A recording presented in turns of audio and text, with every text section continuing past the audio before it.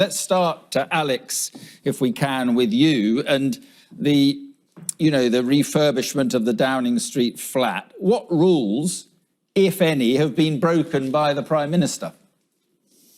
Well, it's not clear that he's broken any rules other than that it does seem that some of the ministerial and MP declarations about finances have been late. So ministers are supposed to declare their interest and refresh them every 6 months or so, and MPs operate under a different kind of complementary regime where they have to submit returns about their financial interests every month.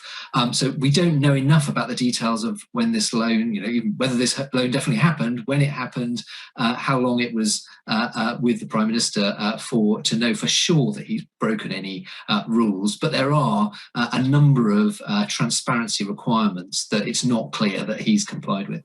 Right, so is it declaration rather than deed we're worried about here? And if, Downing Street, I should say, says everything was done in compliance with codes of conduct. Is that true? So on your first point, yes, it is declaration rather than deed. It's possible that if loans were taken from impermissible donors for party election campaigning, that you might get into problems on the substance of the loans. But this looks, from what we know, more like it's about the declarations.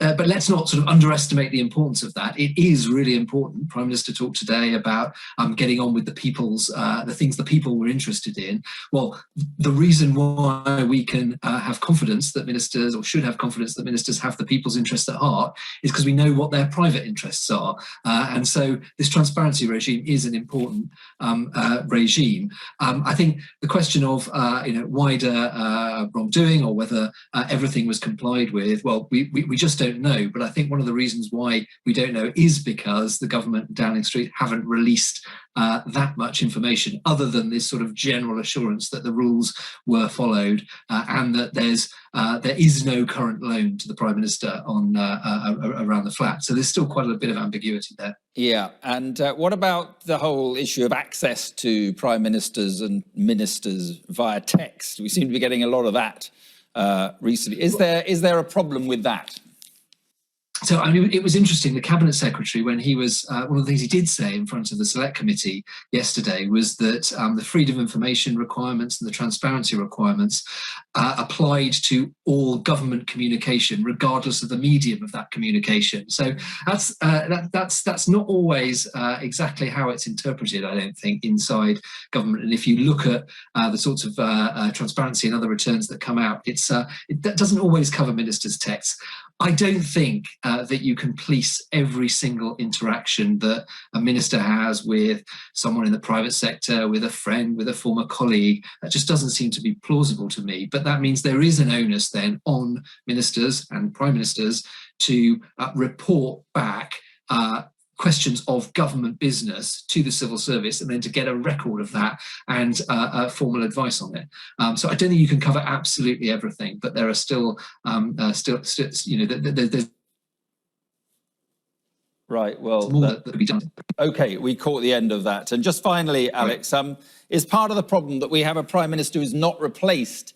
You were touching on, I think, the independent advisor for ministerial standards. So it's the Prime Minister who is this kind of ultimate arbiter of the standards, I suppose. It is, and that would be the case even if the Prime Minister's advisor was replaced, because if you think about it, the sanctions on ministers, who can they come from really other than the Prime Minister? It has to be almost the Prime Minister who polices that code. But equally, that does mean there's a gap when it's the Prime Minister who's having to answer these sorts of questions.